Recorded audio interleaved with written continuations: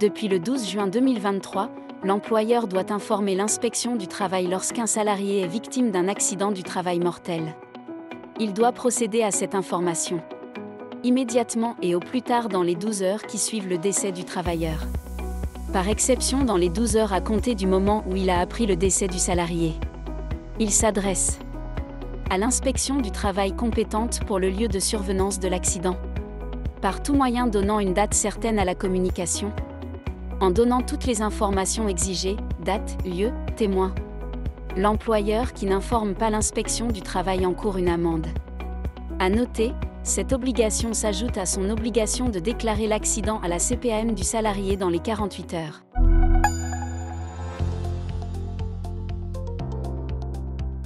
Un particulier employant un salarié à domicile en direct, ou via un organisme ou une société agréée, peut bénéficier à certaines conditions, d'un crédit d'impôt.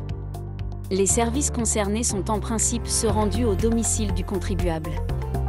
La loi admet toutefois que certains services rendus à l'extérieur du domicile comme le portage de repas, ouvrent droit au crédit d'impôt s'ils sont compris dans un ensemble de services, souscrits par le contribuable incluant des services rendus à son domicile. Cette règle s'applique strictement. Le crédit d'impôt n'est donc pas accordé si l'entreprise prestataire ne propose pas d'autres services que la livraison de repas à domicile.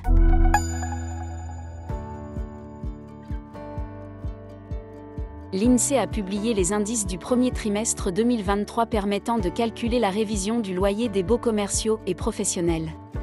L'indice des loyers commerciaux, ILC, s'élève à 128,68, en augmentation de 6,69% sur un an.